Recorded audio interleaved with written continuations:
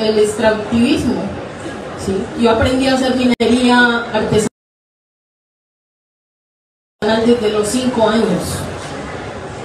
Y aprendió mi mamá, aprendió mis abuelos, y de esa minería articulada a la agricultura han sobrevivido. Pero ha sido una práctica que le permitió en su momento liberarse de la esclavitud. Sin embargo, el extractivismo y la minería que se ha hecho en nuestros territorios ha contribuido a que los niños y niñas de nuestra comunidad tengan niveles de mercurio, ¿sí? Y grandes impactos sobre la salud en un territorio donde no hay agua potable, donde no hay condiciones de vida digna para la comunidad. Pero además hemos tenido que soportar el conflicto armado histórico, ¿sí? Estas comunidades afrodescendientes e indígenas son las que en mayor proporción han sufrido las consecuencias estructurales del conflicto armado en Colombia. Entonces, si yo pienso mi territorio, cómo enfrentar el modelo económico de desarrollo al que me he estado enfrentando toda la vida, y por eso estoy aquí, ¿sí? Han intentado matarme, han intentado silenciarme como lo han hecho con muchos líderes y lideresas ambientales en mi país. Desafortunadamente no pudieron, y el pueblo colombiano decidió que hoy gobernara a Colombia junto al presidente Gustavo Petro. Nuestra postura clara de esto es que a mis ancestros los esclavizaron por un sistema, ¿sí? Por este modelo económico de desarrollo que ahora está destruyendo el planeta, que ahora está destruyendo la vida, la casa grande, el útero mayor. Y ese modelo económico de desarrollo ha ido expropiando la condición humana de estas poblaciones. A los indígenas les colonizaron en toda América por avanzar este modelo económico de desarrollo. Paradójicamente son las mujeres afrodescendientes y las mujeres indígenas en mi país que su esperanza de vida es 5 años menos que la esperanza de vida del resto de las mujeres del país. Esto nos dice algo, esto nos dice que hay un sistema colonial aún que permanece y que no ha permitido que estas poblaciones vivan en condiciones de dignidad. Ahora nos enfrentamos a la crisis ambiental y paradójicamente son el desarrollo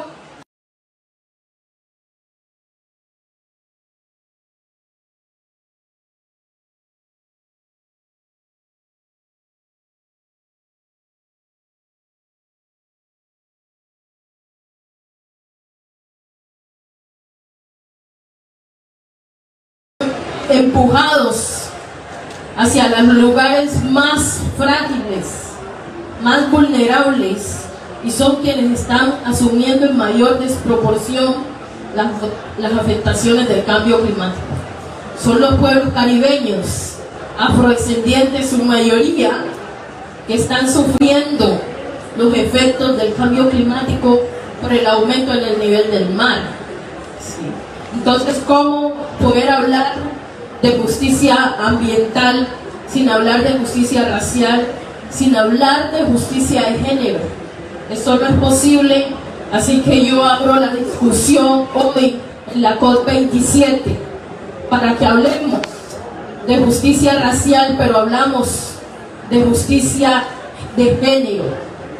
Y por supuesto hablamos de reparación histórica, porque son los países que ahora ponen unos cuantos pesos para la adaptación del cambio climático en nuestros países, en nuestro continente, América o en África, pero son los mismos países que esclavizaron, son los mismos países responsables de la colonización y son los mismos países responsables de los gases de efecto invernadero.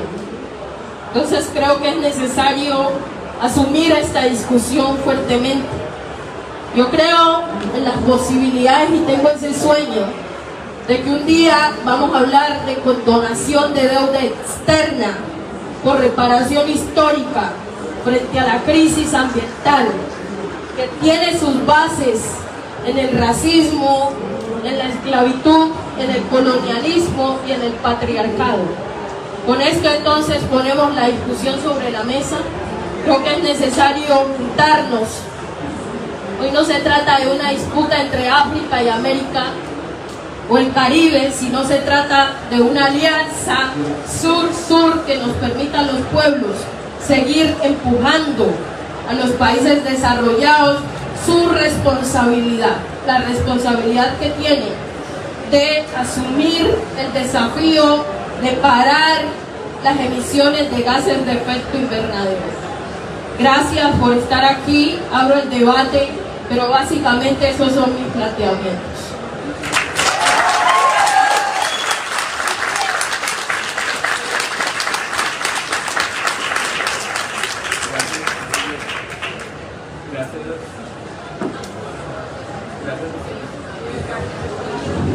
Gracias, vicepresidenta. ¿Me pueden oír? Ya. Gracias, vicepresidenta. No agrego nada, simplemente paso la palabra a nuestro colega Pakistán de Bangladesh, porque de nuevo él está en medio de las negociaciones haciendo lo que puede, porque la vicepresidenta constantemente manifiesta su interés de decir, bueno, de la retórica a la acción, ¿cómo hacemos? ¿Cómo metemos este tema en los acuerdos, en las políticas? Y aquí se está trabajando justamente en eso. Entonces, a ti quiero preguntar, con tu experiencia larga en las COP, ¿cómo ves tú la evolución de la discusión sobre reparaciones, sobre daños y pérdidas, y cómo podrías enlazar ese trabajo que vienes haciendo con el tema que ha instalado la vicepresidenta de Colombia sobre justicia racial?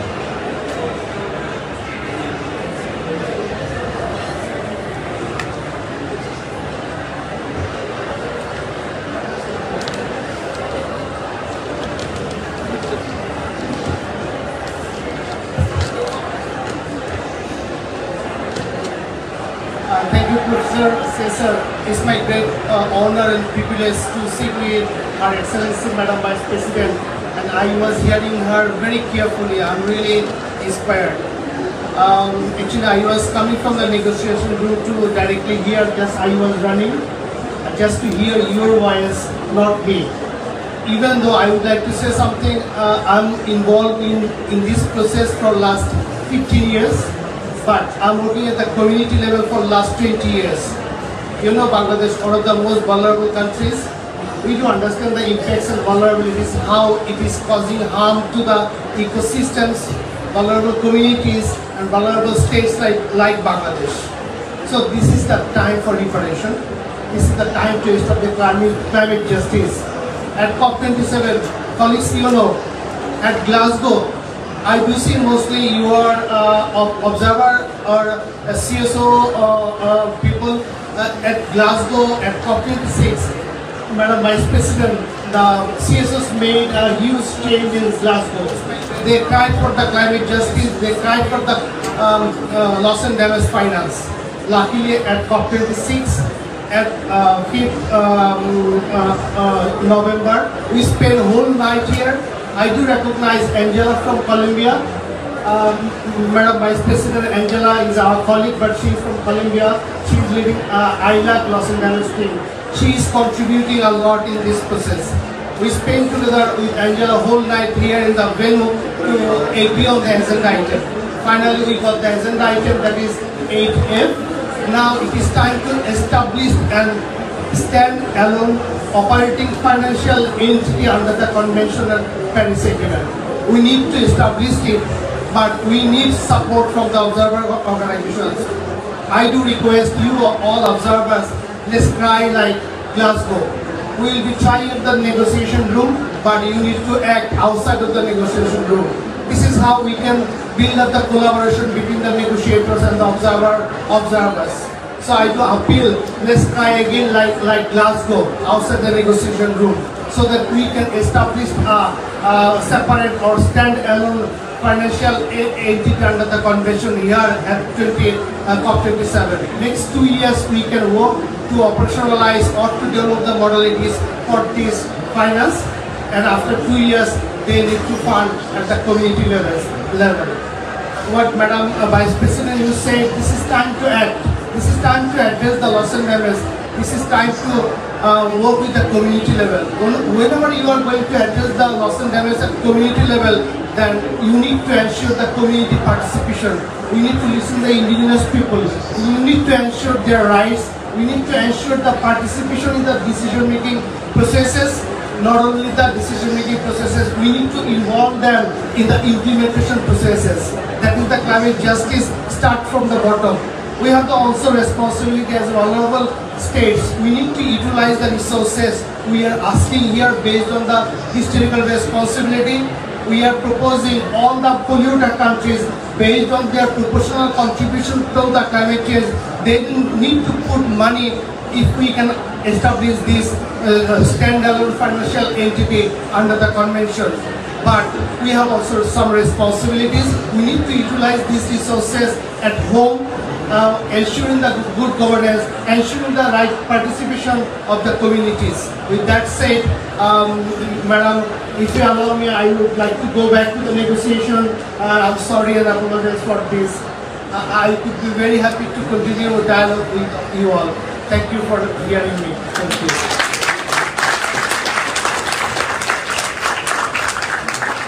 Thank you so much, Hafiz. I know that you'd rather stay here with us for longer, but you have important work to do, so please go ahead with it and we'll catch up with you.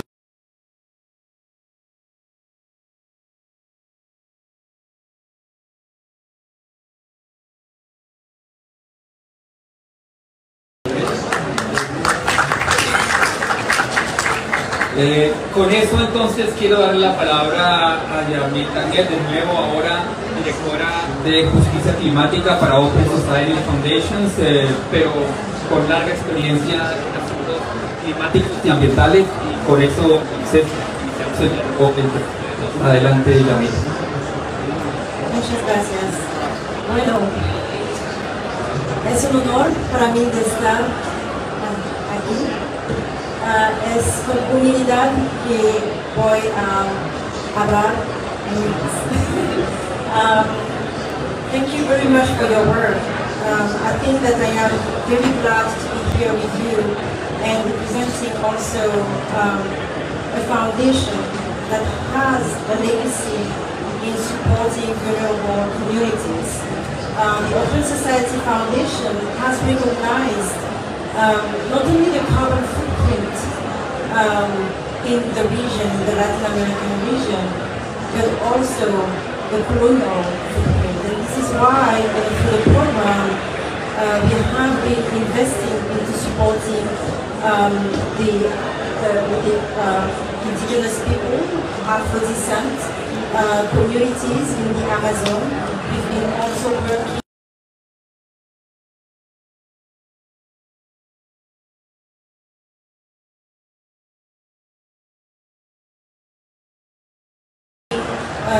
with Cesar. We've been working with the ambassador to the US, also in this program with MIT to bring a forum of Afro-descent as well. And I'm really happy based on that legacy to continue and to scale up this work at a more international level, because this is it better? In country. It is actually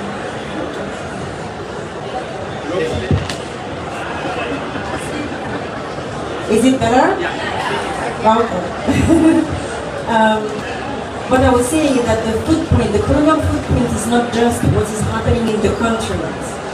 It's also embedded into all international systems, especially the financial systems. So we're trying to make sure that vulnerable communities, countries, have access to shape also the reforms that needs to really transform the financial system, to stop being just debt, to create the necessary reliefs, that the Vice President talked about that really need to be addressed as urgently as possible. We're also looking into investing, one of the few foundations, investing into resilience, adaptations. Most foundations have been really supporting the efforts to reduce emissions, to go from A to B, without necessarily always put the people at the center. And I think with the human rights lens, with the justice lens, we aim to really find the type of actions that will be happening at local level, and also to jump into the more sensitive issues of loss and damage, to support the data, to support the research that is needed, and to identify the financial options, because there are financial options to really create the solidarity that has been promised and that is yet to be seen. So I am happy to also, we're also working when it comes to the just transition. On the energy just transition, we are facing some tensions. We want these revolutions about renewable energy, but we need to acknowledge that there could be trade-offs. And we need to make sure that we do not repeat the same mistakes as oil and gas. That it cannot be a curse. The Vice President talked about mines. We need to make sure that the mining of the critical minerals for that revolution is not resulting into land grabbing. That communities on the front lines are very much protected, legally empowered, to make sure that they also thrive through this new era. And those communities, those most affected, are indigenous, Afro-descent, most of the time. And this is why we really need to look, and not alone with those communities most affected and how to get this together. Muchas gracias, Diana.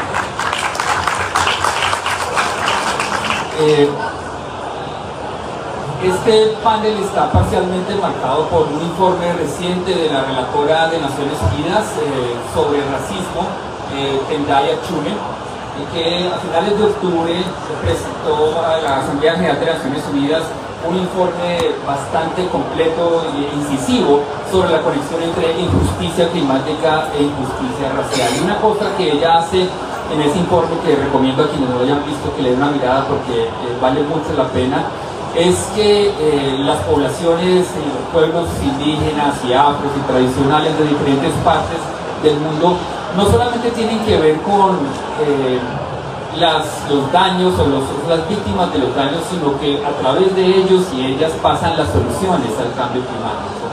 Y el involucramiento de estos pueblos es fundamental para avanzar contra la injusticia climática, pero también contra el avance del cambio climático. Aquí tenemos cerca al profesor Carlos Nobre, quien dirige el panel científico de la Amazonía, con quien hemos trabajado en este panel. Y el panel científico de la Amazonía, igual que otros científicos en otras regiones clave como el Pacífico colombiano, como el Chocó geográfico, han mostrado que son los territorios indígenas vinculados a poblaciones negras los que tienen tasas de deforestación considerablemente menores, de tal manera que el respeto y el refuerzo de esos derechos es fundamental para avanzar contra el cambio climático. Y por eso, vicepresidenta, quería pasarle la palabra para que desde el punto de vista de su agenda como vicepresidenta y su experiencia personal nos comente cómo los pueblos y las comunidades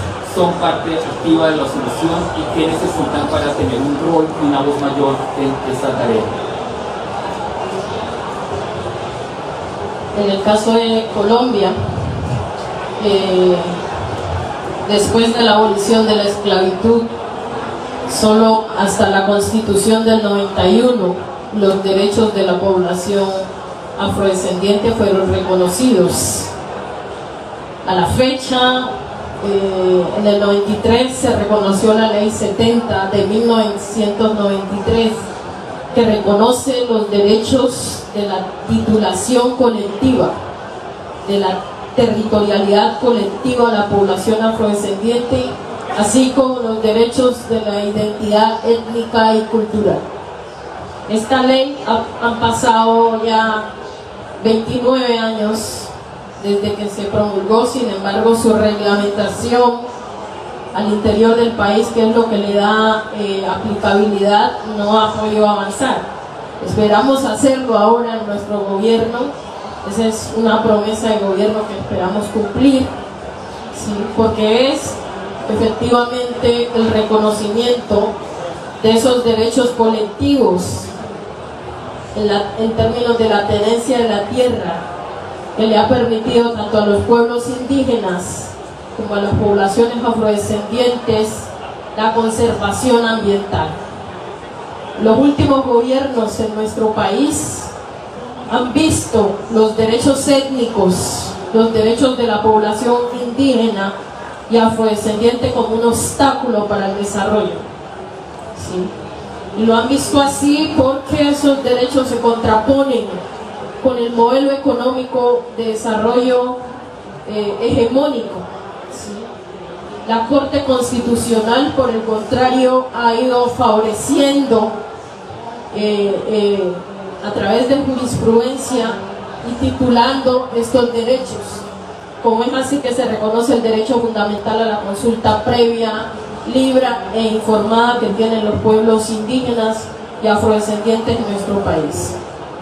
Mi propia experiencia es que me tocó hacerme abogada para lograr tutelar el derecho del territorio ancestral de mi comunidad, y en ese momento nos enfrentábamos al despojo, ¿sí?, por el otorgamiento de títulos mineros.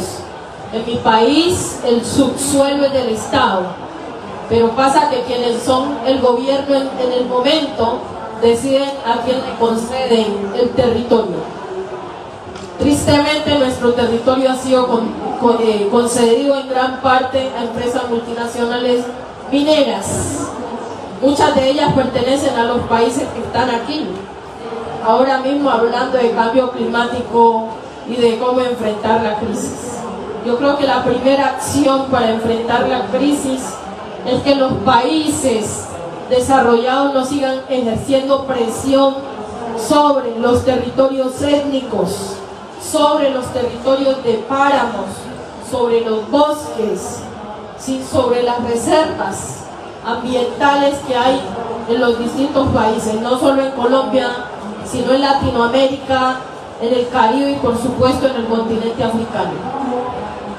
Porque para mí es como venir aquí y decir ponemos unos pesos, pero seguimos aportando a la destrucción. Es como venir aquí para lavar la cara sucia, ¿sí? Y yo creo que de eso no se trata. Si vamos a enfrentar la crisis ambiental, tiene que haber un compromiso real de los países que avanzan, ¿sí?, o que se denuncian a sí mismos países en desarrollo, ¿sí? Estos países que son los que emiten mayormente los gases de efecto invernadero, uno no ve que hay un quiebre en eso, en hacer un tránsito de esa economía extractivista hacia una economía sustentable. No hay un compromiso real. Y entonces el peso se sigue colocando sobre las comunidades, las mismas que históricamente han sufrido todas estas violencias sistemáticas. Hubieron gobiernos, sí, que decidieron en mi país no avanzar de manera significativa con el reconocimiento de los derechos étnicos, los derechos colectivos, porque para ellos, como ya lo había dicho, estos derechos son un obstáculo para el desarrollo. Siempre hemos cuestionado como comunidad, así hoy tenga un traje que me dice que soy vicepresidenta, sigo siendo parte de mi comunidad, sigo defendiendo los derechos de la comunidad, los derechos de la naturaleza, y para eso me eligieron ahora los colombianos. Para eso eligieron al presidente Gustavo Petro, que como escucharon lo ha dicho bien claro, no es posible enfrentar la crisis si no se asume la descarbonización de la economía. Y eso implica que estos países en realidad se comprometen. pero también es importante reconocer los saberes tradicionales y ancestrales de las comunidades. Esos saberes que por años les ha permitido mantener una relación con su territorio, con sus ecosistemas, con la naturaleza. Yo creo que esos conocimientos que se han despreciado muchas veces por la academia es lo que han permitido todavía, sí, que este planeta se siga sosteniendo. Lo podemos ver en África, lo podemos ver en América, lo podemos ver en Caribe, lo podemos ver en cualquier lugar donde los pueblos tradicionales y ancestrales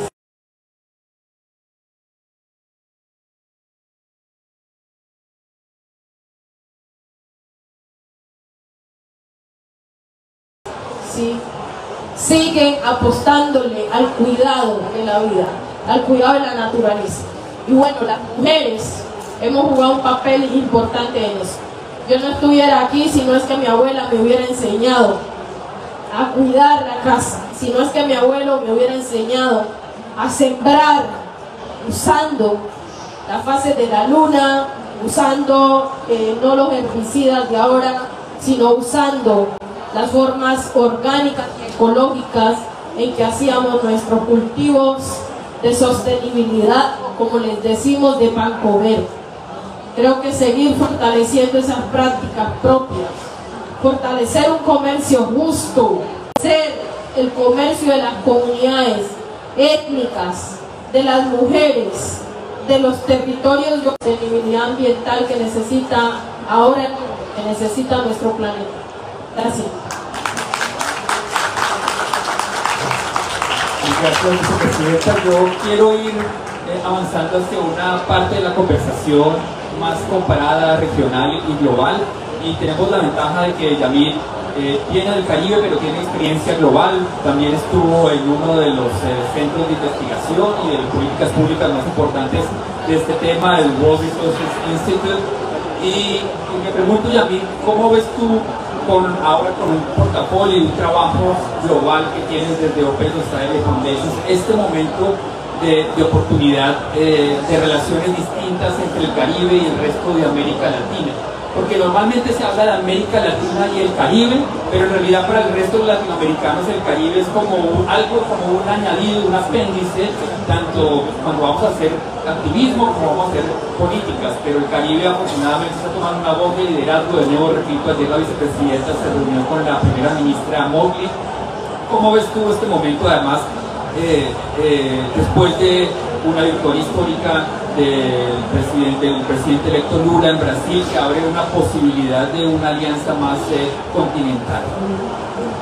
Thank you very much. Indeed, I come from a small island called Guadeloupe, a colonized island, and actually we're still, our president is Emmanuel Macron. So I've been always intending in my career to reach, acknowledging the historical footprint, as I said, but looking forward, I think we are in this defining moment. In my island, an archipelago, in 10 years,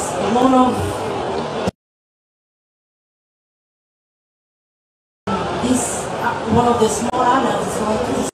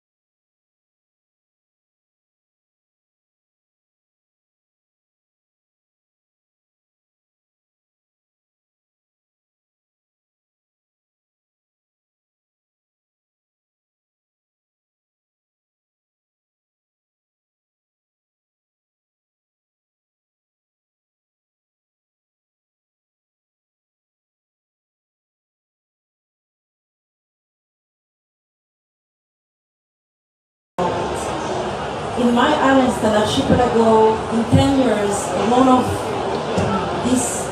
of the small islands is going to disappear.